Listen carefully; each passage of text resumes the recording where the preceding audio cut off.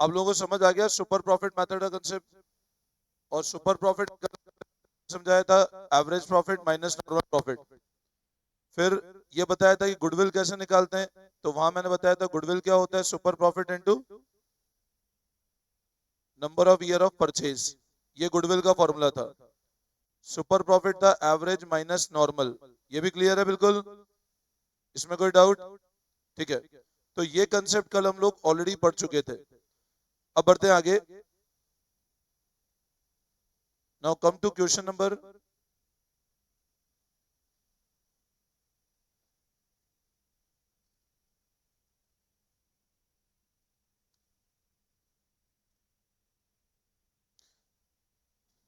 ठीक है। अब है ना, एक हेडिंग लगाओ तुम लोग, देखो एक हेडिंग लगाओ, सुपर प्रॉफिट। देखो calculation of goodwill,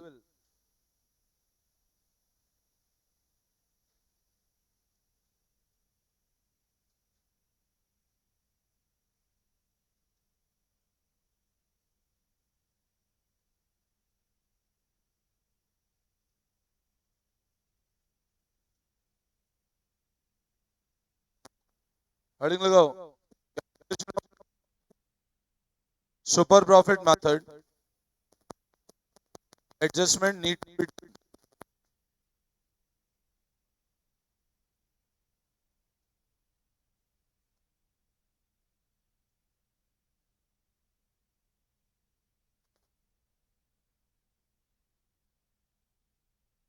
calculation of goodwill, super profit method when adjustment need to be done।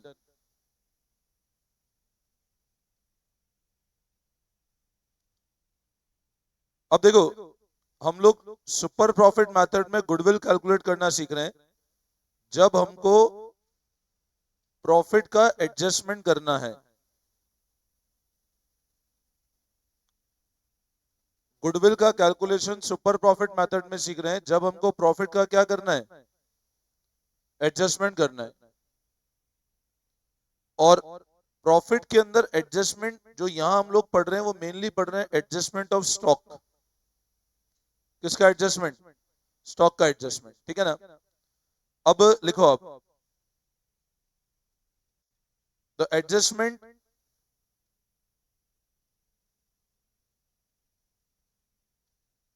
mainly relates to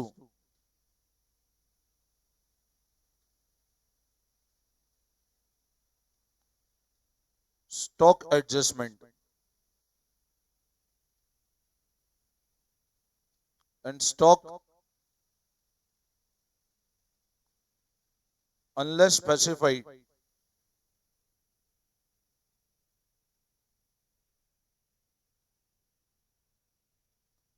always refer to closing stock।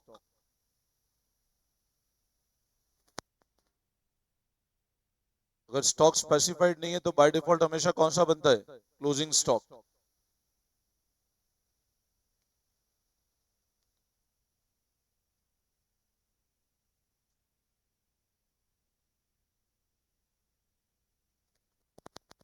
तो अब ये वाला पॉइंट सब लोग ध्यान से सुनना। हम एडजस्टमेंट में जिसकी बात करते हो मेनली कौन सा एडजस्टमेंट है, स्टॉक का एडजस्टमेंट। और अगर स्टॉक अगर कुछ भी गिवन नहीं है तो बाय डिफॉल्ट हमेशा कौन सा स्टॉक होता है, क्लोजिंग। मान लो स्टॉक से बोला है, तो स्टॉक मतलब कौन सा स्टॉक होगा, हमेशा क्लोजिंग स्टॉक। अब है ना, अपन वापस एक बार 11 का कंसेप्ट देखते हैं। आपको ध्यान है अपन ने ट्रेडिंग अकाउंट बनाना सीखा था फाइनल अकाउंट्स के अंदर। वहां हम लोग इधर लिखते थे बाय सेल्स, फिर इधर लिखते थे बाय क्लोजिंग स्टॉक, इधर to opening stock, purchase, direct expense, gross profit, यानी। अब मेरे को एक बात बताओ, मैं क्या बोल रहा हूँ, स्टॉक मतलब कुछ भी गिवन नहीं है तो हमेशा कौन सा स्टॉक होगा। अच्छा बताओ, क्लोजिंग स्टॉक और प्रॉफिट का क्या रिलेशन है? What is relation of closing stock and profit? अगर ये वैल्यू बढ़ेगी, मान लो क्लोजिंग स्टॉक बढ़ रहा है, लेट्स से मैं कहता हूं क्लोजिंग स्टॉक 50,000 था। जब क्लोजिंग स्टॉक 50,000 था तब मान लो प्रॉफिट 1,00,000 रुपए था। जब क्लोजिंग स्टॉक 50,000 था तब प्रॉफिट 1,00,000 था। अब मान लो क्लोजिंग स्टॉक 50,000 से 70,000 आ गया, तो बोलो प्रॉफिट कितना हो जाएगा? प्रॉफिट, अभी क्लोजिंग स्टॉक 50,000 था, प्रॉफिट 1 लाख था। मैं कह रहा हूं मान लो 50,000 की बजाय क्लोजिंग स्टॉक 70 हो जाए, तो प्रॉफिट कितना हो जाएगा? प्रॉफिट दो ऑप्शन है, क्या 80,000 होगा या 1,20,000 होगा? आप देखो ना, अपन क्रेडिट साइड 50,000 लिखेंगे और यहाँ 1 लाख आ रहा है। अब मान लो क्रेडिट साइड मैंने 50 के बजाय 70,000 लिख दिया, तो ये प्रॉफिट क्या होगा बताओ? कम हो जाएगा क्या? बढ़ेगा ना? आप बताओ, स्टॉक अगर कम है तो प्रॉफिट भी कम है, आप क्रेडिट साइड के अंदर अगर सेल बढ़ाओगे तो प्रॉफिट बढ़ेगा ना? इसका लॉजिक क्या हुआ? ये जो क्लोजिंग स्टॉक है अगले साल में क्या बन रहा है अपना, तो आप इस क्लोजिंग मतलब इस साल खर्चे को अगले साल ट्रांसफर कर रहे हो आप, तो इस साल खर्चे को अगले साल ट्रांसफर कर रहे हो तो इस साल का प्रॉफिट बढ़ेगा। क्लोजिंग स्टॉक हमेशा ध्यान रखना प्रॉफिट के साथ डायरेक्ट रिलेटेड होता है। अगर क्लोजिंग स्टॉक बढ़ेगा तो प्रॉफिट भी क्या होगा? हमेशा बढ़ेगा ही सही। अभी क्वेश्चन अपने को ऐसा बोले कि गलती से हमने मान लो क्लोजिंग स्टॉक को अंडर वैल्यू कर दिया, और अंडर वैल्यू किया हमने लेट से 30,000 से। मान लो क्वेश्चन में ऐसी लाइन गिवन है कि क्लोजिंग स्टॉक को, मतलब क्लोजिंग स्टॉक भी लिखा है, सिर्फ लिखा है वर्ड स्टॉक, कि स्टॉक इज अंडर वैल्यू। अब हमेशा एक बात ध्यान रखना, अगर सिर्फ वर्ड स्टॉक लिखा है, स्टॉक मतलब ही कौन सा स्टॉक है? क्लोजिंग। कभी ओपनिंग होगा तो हमेशा स्पेसिफाइड होगा। तो अगर अपने को ऐसा बोल रहा है कि स्टॉक अंडर वैल्यू बाय 30,000, बोलो इस लाइन का मतलब क्या है? इस लाइन का मतलब है कि हमने स्टॉक को गलती से 30,000 का वैल्यू क्या किया? कम कर दिया। और अब बताओ 30,000 का वैल्यू कम किया तो इस कारण प्रॉफिट 30,000 रुपए कम हो गया होगा। अब बताओ अगर क्लोजिंग स्टॉक अंडर वैल्यू 30,000 से, मतलब प्रॉफिट भी 30,000 कम है, तो अब बताओ रूटीन प्रॉफिट पे आने के लिए क्या करोगे? 30,000 प्लस कर दोगे। तो स्टॉक, अच्छा बोलते हैं स्टॉक ओवर वैल्यूड है। ओवर वैल्यूड मतलब प्रॉफिट भी बढ़ा हुआ है। स्टॉक ओवर वैल्यूड है मतलब प्रॉफिट भी बढ़ा हुआ है, तो उस केस में क्या करेंगे? माइनस करना पड़ेगा। तो आप एक चीज ध्यान रखना, स्टॉक की जब भी बात करेंगे इसका मतलब कौन सा स्टॉक होगा? और क्लोजिंग स्टॉक का प्रॉफिट के साथ हमेशा कौन सा रिलेशन है? डायरेक्ट। स्टॉक बढ़ेगा तो प्रॉफिट भी बढ़ेगा, स्टॉक कम होगा तो प्रॉफिट भी कम होगा। आई बात समझ में? क्लियर है? तो अब लिखो आप, यहां तक clear? Refers to closing stock, ये तो नोट कर लिया। अब लिखो नेक्स्ट लाइन में, closing stock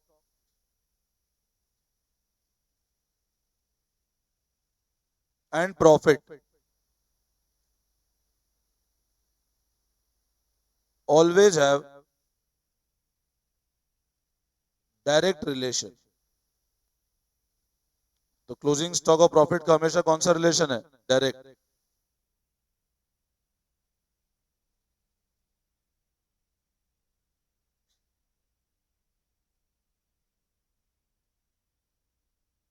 closing stock and profit always have direct relation. ऐसे लिख दो इसको, closing stock increase means profit also increase and vice versa। Vice versa मतलब क्लोजिंग स्टॉक डिक्रीज तो प्रॉफिट भी डिक्रीज। बोलो इस वाले पॉइंट में कोई डाउट किसी को? तो अगर कभी भी ऐसा बोले ना स्टॉक अंडर वैल्यूड है, अंडर वैल्यू मतलब हमने स्टॉक की वैल्यू कम लगा रखी है और उस कारण प्रॉफिट भी कम हो जाएगा। कभी भी ऐसा बोल रहे स्टॉक ओवर वैल्यूड है, इसका मतलब स्टॉक का वैल्यू ज्यादा लगा रखा है। तो ओवर वैल्यूड है तो कम करना पड़ेगा, अंडर वैल्यूड है तो बढ़ाना पड़ेगा। ठीक है, अब आप एक बार क्वेश्चन में रीड कर रहा हूं, ध्यान देना। पेज नंबर 2.38 पे क्वेश्चन नंबर 22 है। मैं क्वेश्चन रीड कर रहा हूं, आप लोग से सुनना। Average profit earn by firm is ₹1,00,000। Average profit कितना है? ध्यान देंगे इधर। Average profit earn by firm is ₹1,00,000। Firm का एवरेज प्रॉफिट 1 लाख है। Which include under valuation of stock of 40,000। अब स्टॉक क्या है? अब बताओ, अंडर वैल्यू है तो क्या करना पड़ेगा? अंडर वैल्यू मतलब कम वैल्यू किया ना। अब बताओ, अगर कम वैल्यू किया, सुनना ध्यान से, अगर स्टॉक अंडर वैल्यूड है, अंडर वैल्यू मतलब कम वैल्यू किया है, और अगर कम वैल्यू किया है तो बताओ रूटीन पे आने के लिए क्या करना पड़ेगा? प्लस की माइनस? प्लस करना पड़ेगा। तो अब मैं क्या करूं इसमें? ऐड।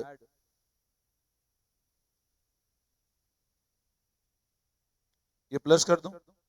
कितना प्लस कर दूंगा मैं? अब बताओ मेरा एवरेज प्रॉफिट कितना आ जाएगा? प्लस क्यों किया? क्योंकि स्टॉक नहीं है, तो इसका मतलब कौन सा स्टॉक है? Closing stock. अंडर वैल्यू किया है, तो हमने क्या किया? इसको बढ़ा दिया। इसमें कोई डाउट? ये वापस समझाओ? ठीक है, अब मैं आगे वापस पढ़ता हूं। कैपिटल इन्वेस्टमेंट 6,30,000 है, तो लिखो आप कैपिटल एम्प्लॉयड।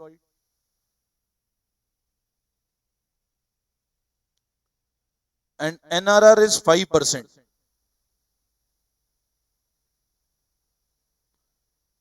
अब कैपिटल एम्प्लॉयड 630 है और एनआरआर 5% है, तो बताओ नॉर्मल प्रॉफिट क्या हो जाएगा आपका? What will be your normal profit?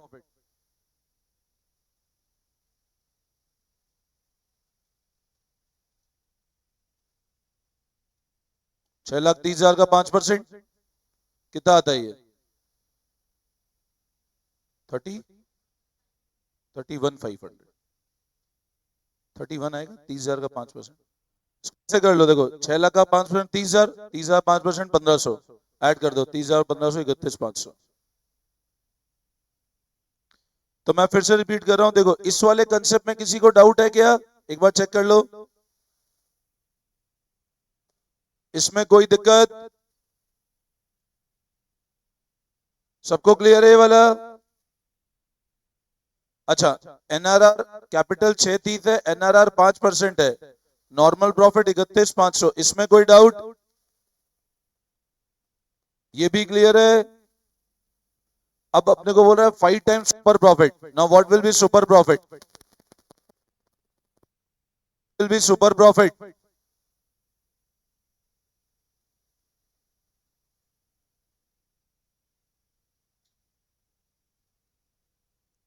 कितना आता है ये? तो अब बताओ गुडविल क्या हो जाएगा?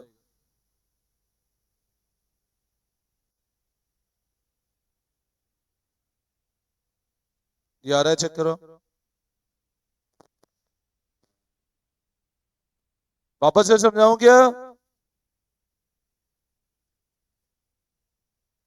देखो अपने को एवरेज प्रॉफिट 1 लाख गिवन है। क्वेश्चन बोल रहा है स्टॉक को अंडर वैल्यू कर दिया। अंडर वैल्यू किया मतलब स्टॉक को वैल्यू हमने कम किया है। अब अगर अपने को रूटीन पे जाना है तो स्टॉक ऐड करना पड़ेगा। स्टॉक मतलब क्लोजिंग स्टॉक, अंडर वैल्यू मतलब कम वैल्यू किया हमने, तो हमने ऐड कर दिया। तो आपका एवरेज प्रॉफिट कितना आया? अच्छा, कैपिटल कितना एम्प्लॉयड है? एनआरआर 5%, तो नॉर्मल प्रॉफिट कितना हुआ? Now what is your super profit? तो गुडविल क्या हो जाएगा? क्लियर है? कॉपी करो फटाफट।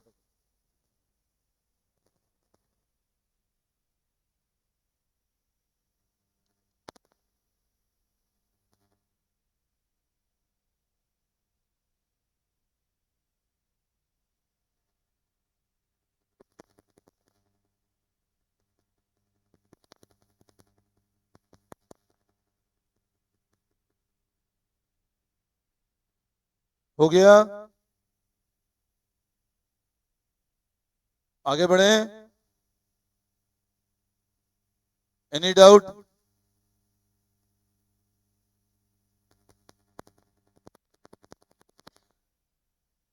कम to question number 23।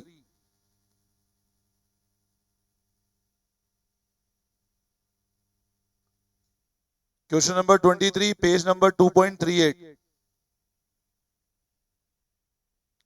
Question number 23, page number 2.38। अब क्वेश्चन ये बोल रहा है average profit earn by firm is 7,50,000। Average profit कितना है? Which include over valuation of stock of 30,000। अब एवरेज प्रॉफिट 7.5 लाख है, जिसमें स्टॉक क्या हो चुका है ना। ओवर वैल्यू के कारण बताओ प्रॉफिट क्या होगा? मतलब आप बताओ, प्रॉफिट इस कारण से बढ़ा हुआ होगा ना, तो रूटीन पे आने के लिए क्या करना पड़ेगा? माइनस कर दें हम लोग। स्टॉक मतलब क्लोजिंग स्टॉक, तो लेस करो ओवर वैल्यूएशन ऑफ स्टॉक।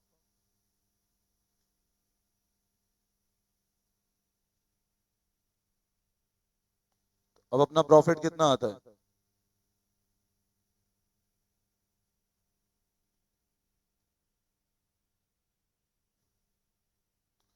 तो ये एवरेज आया 7,20,000 रुपए।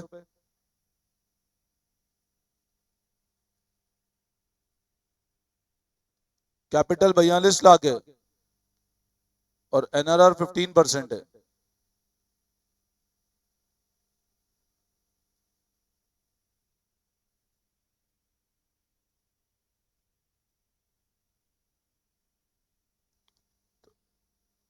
तो अब बताओ नॉर्मल प्रॉफिट क्या हो जाएगा?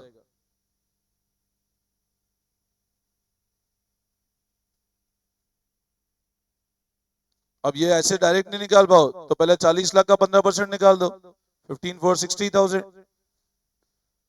6 लाख, और फिर 2 लाख का 15% कर लो तो 30,000, तो 6,30,000 हो जाएगा। ये अपना नॉर्मल प्रॉफिट हो गया। तो एवरेज 7,20,000 है, नॉर्मल प्रॉफिट 630 है। यहां तक कोई डाउट? सबको क्लियर है? एवरेज प्रॉफिट 7,20,000 है, नॉर्मल प्रॉफिट 630 है। तो बताओ इन दोनों का डिफरेंस क्या कहलाएगा? Average profit minus normal profit क्या कहलाएगा बताओ? तो सुपर प्रॉफिट क्या हो जाएगा बताओ?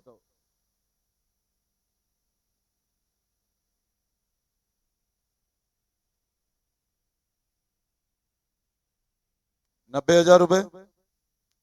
तो गुडविल क्या हो जाएगा बताओ? कितने ईयर ऑफ परचेज है? It is 3 times. तो 2,70,000 is the value of goodwill. वापस समझाऊं क्या?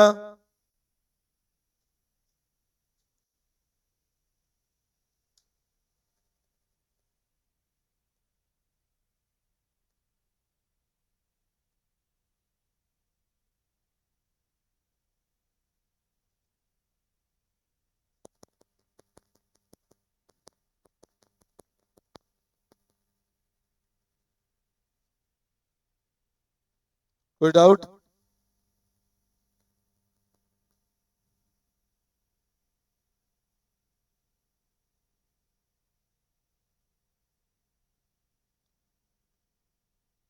सबको आ गया समझ में?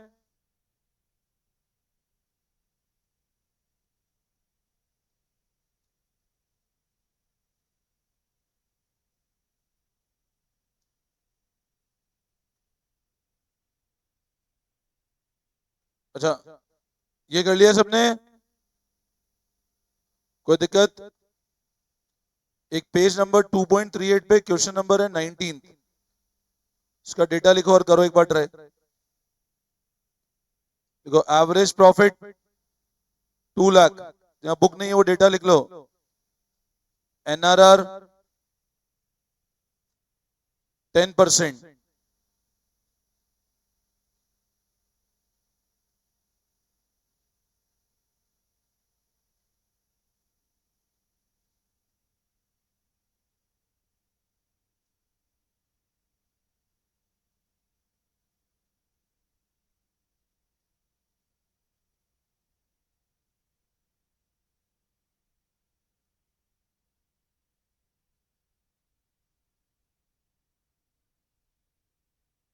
चलो करो एक बार ट्राई। 2 लाख का एवरेज प्रॉफिट गिवन है, एनआरआर 10% है, गुडविल 2.5 लाख है। 2.5 लाख की गुडविल निकली on the basis of 4 year of super profit.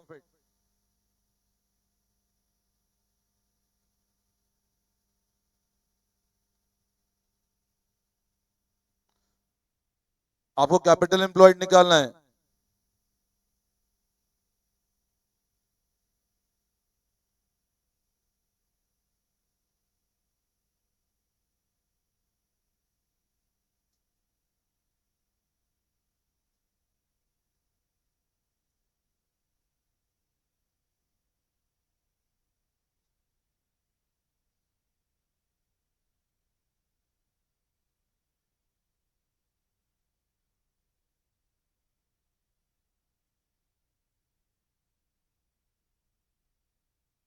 करो, ट्राई करो।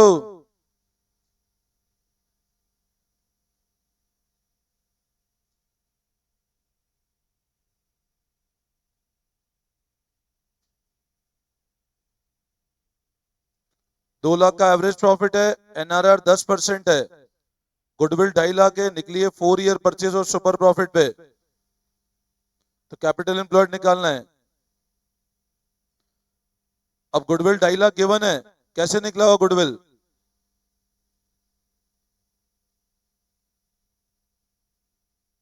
ऐसे निकला होगा।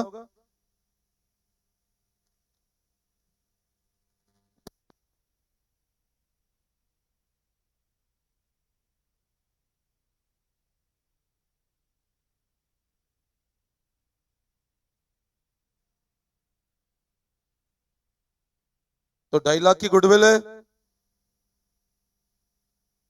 तो 2.5 लाख किसके बराबर होगा? इंटू 4, ऐसे निकला हुआ गुडविल। ये क्वेश्चन में गिवन है गुडविल डायरेक्ट 2.5 लाख रुपए, और बोल रहा है गुडविल निकाला है 4 ईयर ऑफ सुपर प्रॉफिट। अब बताओ सुपर प्रॉफिट कितना आ जाएगा? कितना आता है? ये आ रहा है। गुडविल आपको 2.5 लाख गिवन है, वो निकला है on 4 year of super profit.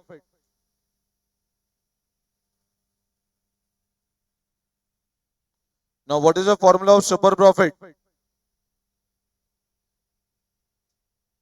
Average minus normal.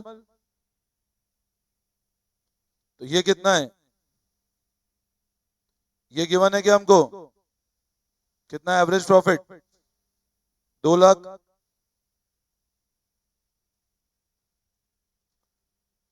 देखो इसमें गुडविल डायरेक्ट 2.5 लाख गिवन है, 4 ईयर ऑफ सुपर प्रॉफिट, तो गुडविल ऐसे निकला होगा। तो सुपर प्रॉफिट आ जाएगा। इसमें अपन रिवर्स चल रहे हैं कैलकुलेशन। तो आप बताओ नॉर्मल प्रॉफिट कितना आता है?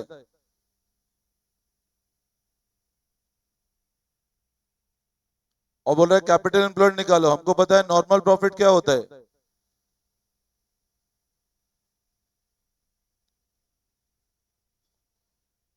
एनआरआर कितना है? 10%। तो आप बताओ कैपिटल एम्प्लॉयड क्या आ जाएगा आपका?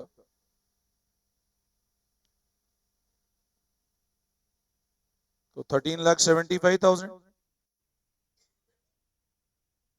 बोलो आई बात समझ में? वापस समझाओ। तो कैपिटल एम्प्लॉयड इज 13,75,000। सबको क्लियर है? ठीक है, इसको देखना, फिर नेक्स्ट क्लास में करते हैं। आप लोग बुक्स ले लेना एक बार, है ना।